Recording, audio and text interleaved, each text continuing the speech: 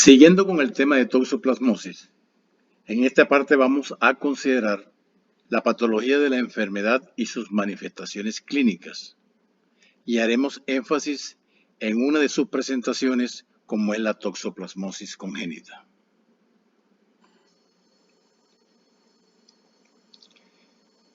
La patología del Toxoplasma gondii está dada por el daño que causan los parásitos, ya sea en su fase aguda o en su fase crónica.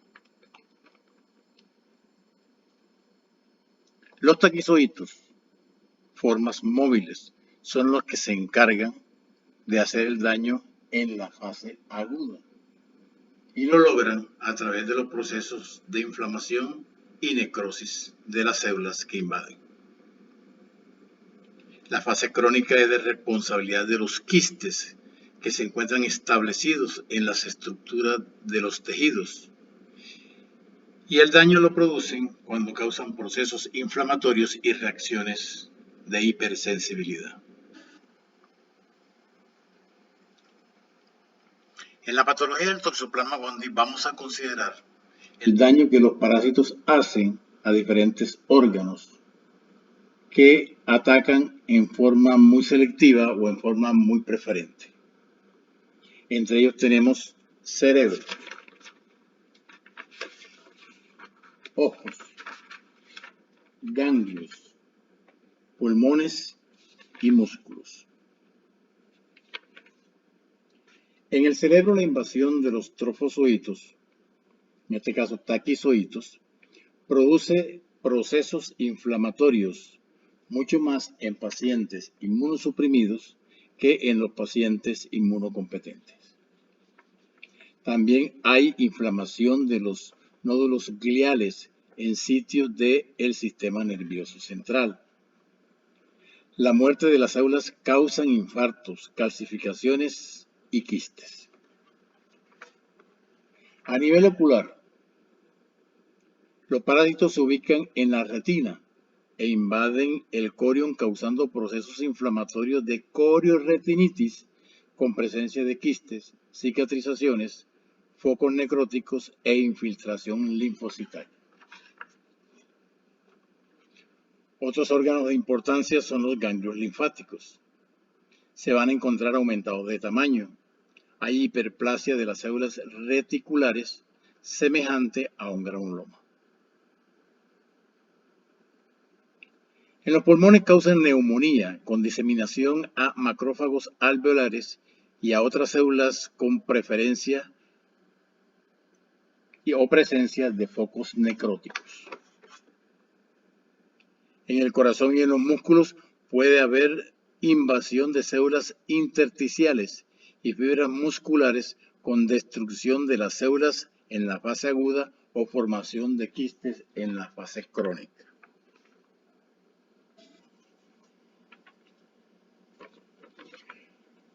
Para mayor entendimiento de las manifestaciones clínicas de la toxoplasmosis, estudiosos la han dividido en tres temas muy particulares relacionados con la toxoplasmosis aguda, la toxoplasmosis ganglionar o linfática y la toxoplasmosis ocular. Además de estas tres divisiones que le han dado a la enfermedad, han considerado una parte que es la toxoplasmosis congénita, y dentro de ella han relacionado la toxoplasmosis congénita como una infección generalizada, la toxoplasmosis congénita cuando se presenta en forma de una encefalitis aguda y cuando la enfermedad presenta secuelas irreversibles. Además de las tres anotaciones iniciales de las diferentes variaciones de presentación de la toxoplasmosis congénita, vamos a encontrar también otras denominaciones de toxoplasmosis, como toxoplasmosis pulmonar, cardíaca, toxoplasmosis cerebral o toxoplasmosis hepática, que está relacionada directamente al órgano que se encuentra comprometido. Iniciamos entonces con las manifestaciones clínicas y en primera instancia tomaremos lo que se refiere a la toxoplasmosis aguda. Esta infección aguda en los organismos inmunocompetentes, por lo general, son benignas. Generalmente del 80 al 90% de los casos son asintomáticos. Y en caso de que se pueda presentar estas manifestaciones en un paciente, los síntomas son completamente muy leves. La toxoplasmosis aguda presenta un tiempo de incubación de unos 5 a 18 días. Y en su curso se puede manifestar, o el paciente puede manifestar, que presenta cefaleas, fiebre, escalofrío y sudoración, faringitis, tos y expectoraciones. También puede indicar dolor abdominal, náuseas, vómitos, diarrea o constipación, dolores articulares y dolores musculares, procesos de inflamaciones ganglionares y exantema y erupciones cutáneas como máculas y pápulas no pruriginosas.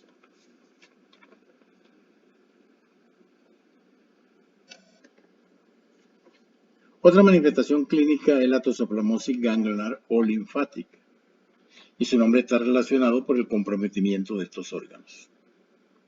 Se considera que es la presentación más común, que tiene un tiempo de incubación mayor que la aguda, y se consideran tiempos de 2 semanas a 2 meses.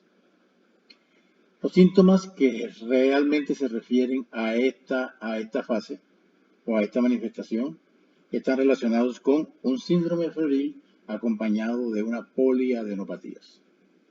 Las poliadenopatías son persistentes y por lo general se refieren o se relacionan para los ganglios que se encuentran siempre en la región cervical o en la región occipital.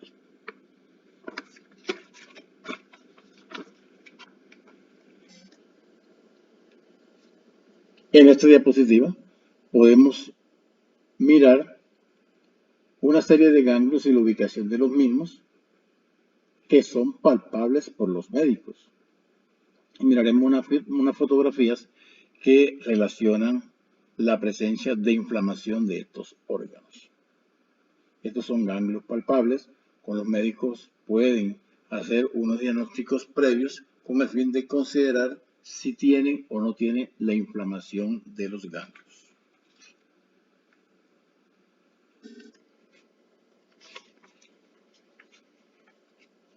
La toxoplasmosis ocular.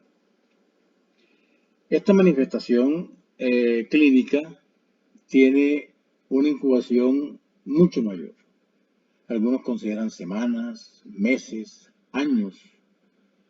Otros consideran que este tipo de infección por toxoplasma aparece en tiempos que la persona puede sufrir un estrés o puede encontrarse inmunosuprimido.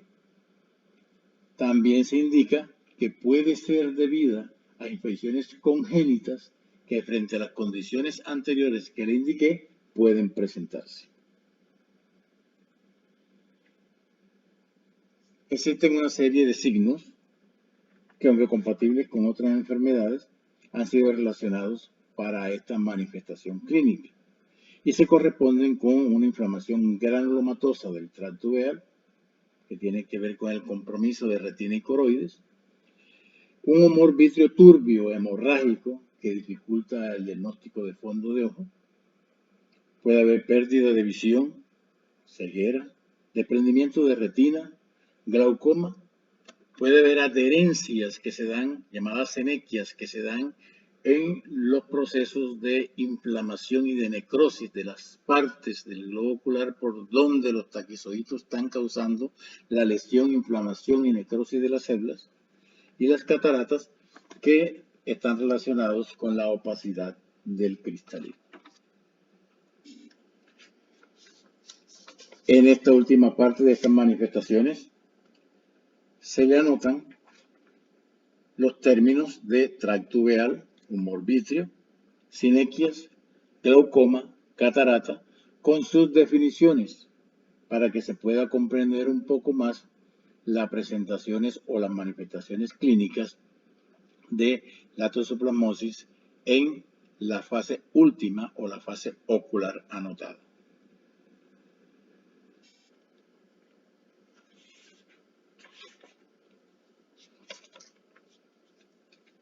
En este punto de manifestaciones clínicas, vamos a considerar como algo muy particular, muy especial, la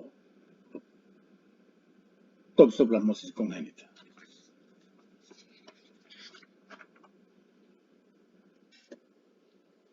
La toxoplasmosis congénita ocurre cuando la madre se infecta por vez primera durante el embarazo.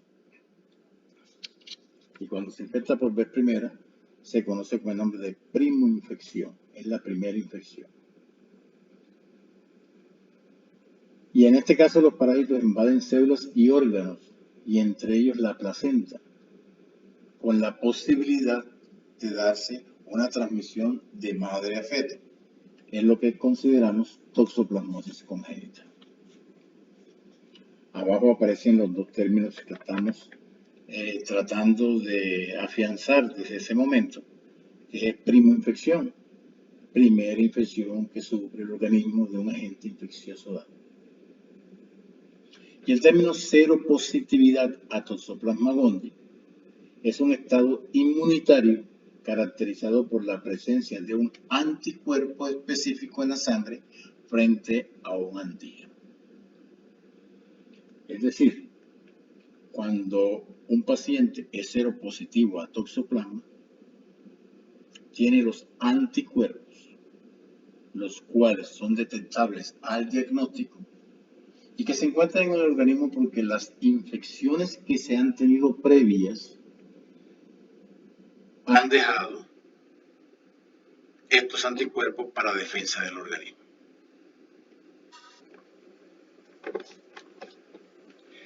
Cuando hablamos de toxoplasmosis congénita, es interesante hablar de madres seronegativas.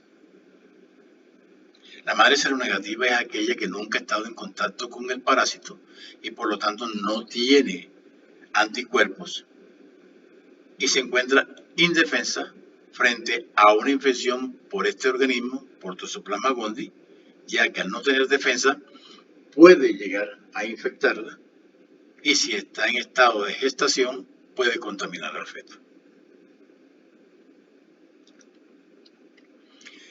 Cuando una persona seronegativa se contamina antes de entrar al embarazo, no va a generar, no va a producir la transmisión congénita. Porque el parásito en pocos días, se habla de una semana, 2 semanas, tiene la oportunidad de producir anticuerpos que al momento de la preñez la persona va a encontrar la defensa para soportar la infección y no ser transmisible al feto.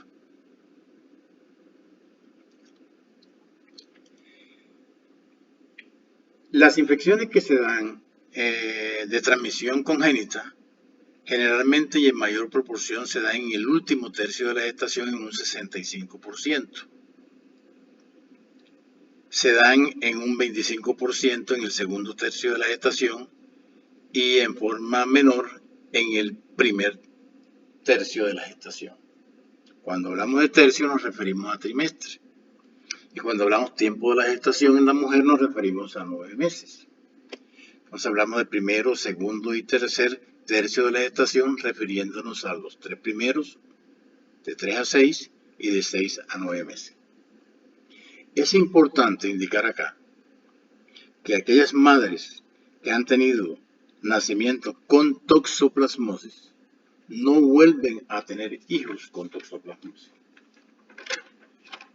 Y eso está dado porque en la primera gestación que tuvieron, cuando sufrieron la enfermedad, cuando hicieron su transmisión congénita, el organismo creó la cantidad suficiente de anticuerpos para hacerle frente a las infecciones posteriores. En Colombia, la toxoplasmosis congénita se ha estimado de la siguiente forma. Se considera que de cada 100 casos de nacidos infectados, 70% son asintomáticos. Nacen completamente sanos aparentemente. 20% pueden presentar una forma aguda generalizada o secuelas neurológicas. y el 10% tiene algún compromiso ocular. En algunos países consideran que la muerte puede estar dada en la toxoplasmosis congénita con valores del 1 al 5%.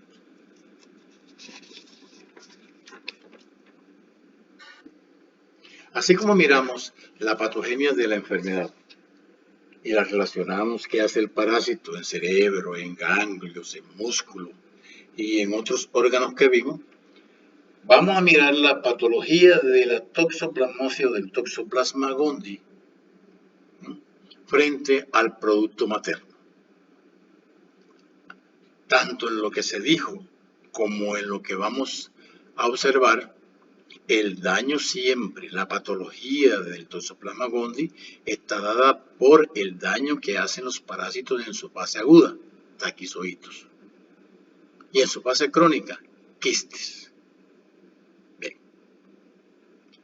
Entonces la patología del Toxoplasma gondii podemos indicarla iniciando por el punto A y podemos afirmar que esos taquizoitos que vimos en el ciclo evolutivo, que son móviles, que toman vía hemática, que toman vía linfática, que son transportados por monocitos y otros macrófagos, pueden llegar a placenta, donde se multiplican formando acúmulos de taquizoitos e infectan la placenta, e infectan el corión, e infectan el cordón umbilical. En el punto B podemos indicar lo siguiente. Después que esos taquizoitos ya han invadido los lugares que vimos, empiezan a buscar, a movilizarse e invaden vísceras. Y las vísceras preferencialmente corresponden a cerebro y músculos. Y ahí van a formar una multiplicación de estos taquizoitos, van a organizar los pseudoquistes, van a organizarse los quistes. Y estos quistes, cuando se logran establecer a nivel fetal, pueden permanecer hasta por muchos años. Recuerden que lo que hablábamos de la toxoplasmosis ocular, que pudo haber sido o puede haber sido adquirida a nivel fetal como una toxoplasmosis congénita y después de 20 o 30 años frente a un estrés o a un estado de inmunosupresión puede desencadenarse o reactivarse la infección. Y en el punto C, los quistes de parásitos se rompen y al romperse producen inflamaciones, producen lesiones, producen necrosis y se van apoderando de los órganos y sistemas del producto materno. Siguiendo con la patología,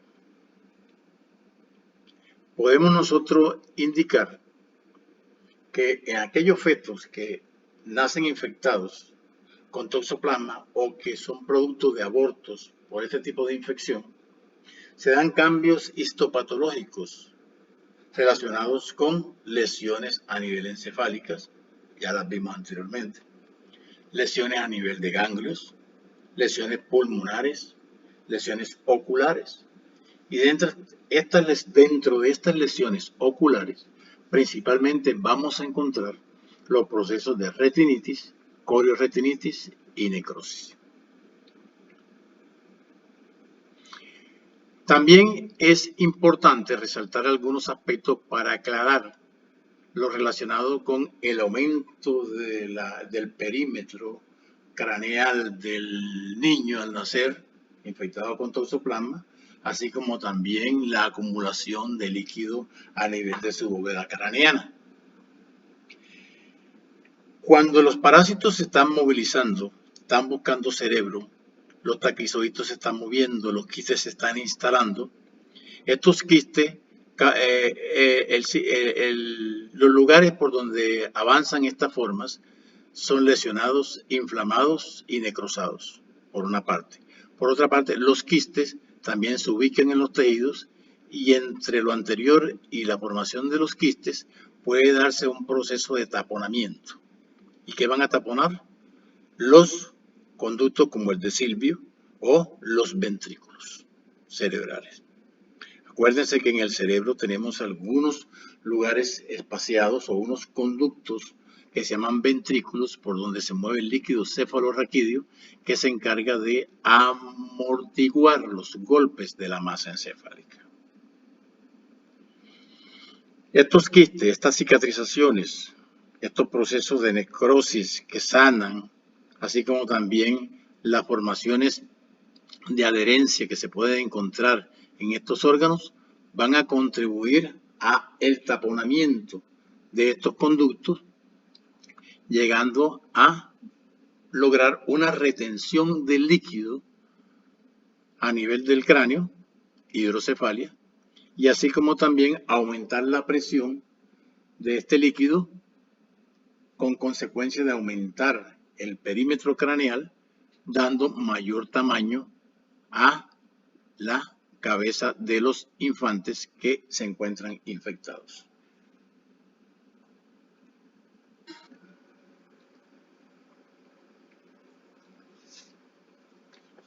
La presentación de la toxoplasmosis congénita se ha dividido en tres partes: una infección generalizada, una infección aguda y una infección con secuelas irreversibles.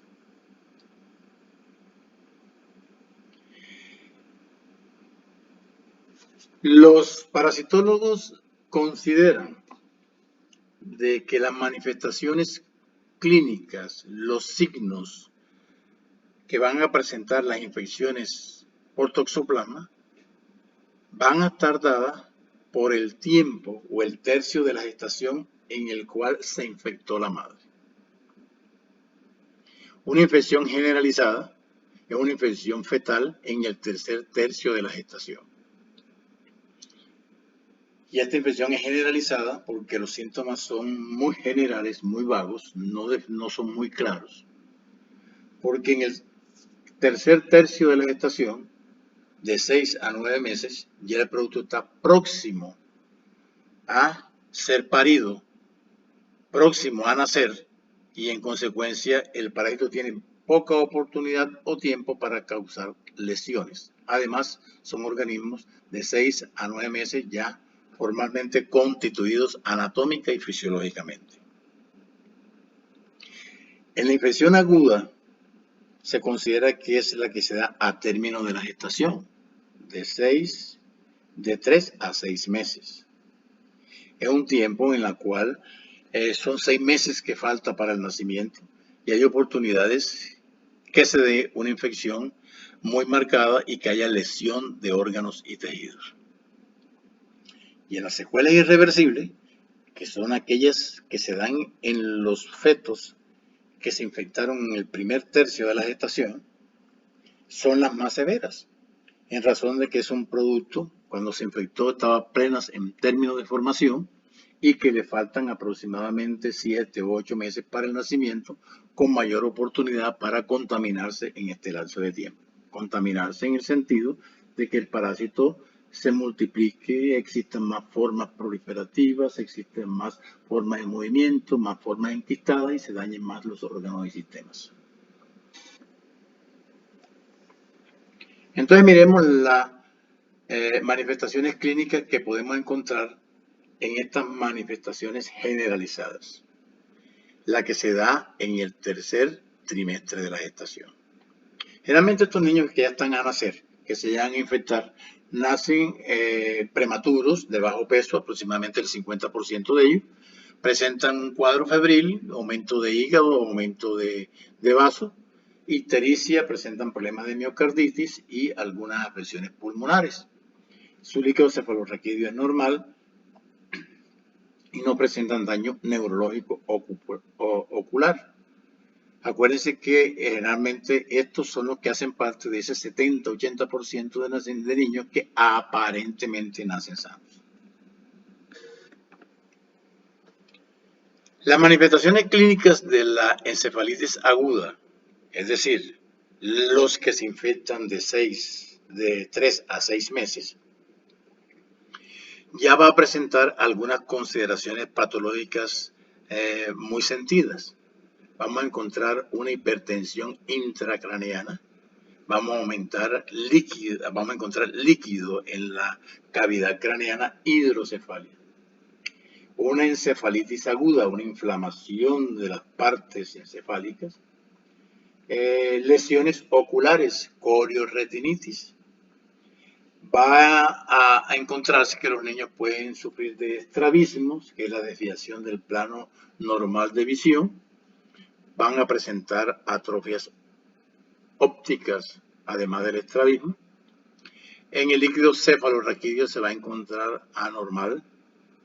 Van a encontrarse algunas calcificaciones intracraneanas que se pueden observar a los diagnósticos y van a darse también, de acuerdo a las lesiones que se dieron en el sistema encefálico, en el sistema neuromotor, algún retraso en el sistema psicomotor y movilidad de los niños. Y las manifestaciones clínicas de secuelas irreversibles propias del primer trimestre del embarazo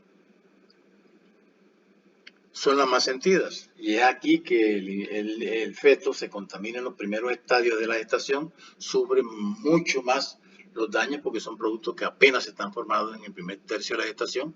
Es aquí donde se presenta el mayor número de abortos, mayor número de lesión por caso de este Toxoplasma gondii. Y si no se da el aborto, el feto infectado sigue cumpliendo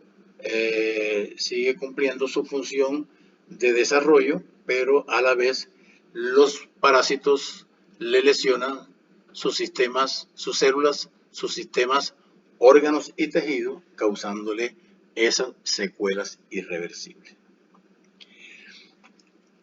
A pesar de encontrarse infectado en el primer tercio de la gestación, se ha clasificado las secuelas que puedan presentarse. Algunas son leves, otras son graves y otras son severas. Las leves, a pesar de darse en el primer tercio de la gestación, hay leves. Y estas son subclínicas, a veces son aparentes, a veces no se observan, pero la persona demuestra algunas alteraciones siempre en la visión y presenta algunos comprometimientos con las presiones oculares y puede presentar a las radiografías o a los diagnósticos calcificaciones cerebrales o calcificaciones encefálicas. En las lesiones graves, generalmente hay comprometimiento del comportamiento de los niños y vamos a encontrar epilepsia, retraso psicomotor, corioretinitis y calcificaciones. Y en las severas es donde se nos muestran realmente las características propias de la patología que hace la enfermedad. Vamos a encontrar niños con cabezas agrandadas, la presión de los líquidos de los conductos obstruidos hacen que el diámetro aumente. Vamos a encontrar procesos de microcefalia, porque a veces se obstruyen y evitan que las otras partes se formen. Microftalmía, poco desarrollo de los globos oculares. Estrabismo, alteración del plano de la visión. Y calcificaciones, que prácticamente estas calcificaciones, las cicatrizaciones y la formación de quistes son los que realmente están implicando a la obstrucción de los conductos y a que se presente esta patología con mayor significancia. Además de la toxoplasmosis congénita, los niños pueden presentar otro tipo de toxoplasmosis y está relacionado a los órganos que se encuentren comprometidos. Hablamos entonces de una toxoplasmosis pulmonar, cuyo principal signo son las lesiones que hacen los taquizoitos y los quistes con los procesos inflamatorios causando las neumonías. La toxoplasmosis cardíaca, con la inflamación que hacen del músculo cardíaco y de su membrana cardíaca, causando inflamaciones conocidas como miocarditis y pericarditis. También la toxoplasmosis cerebral, que puede afectar el sistema encefálico, cerebro, cerebelo, médula. Y la toxoplasmosis hepática, donde hay procesos necróticos a nivel de hígado y que se han registrado en casos clínicos confirmados.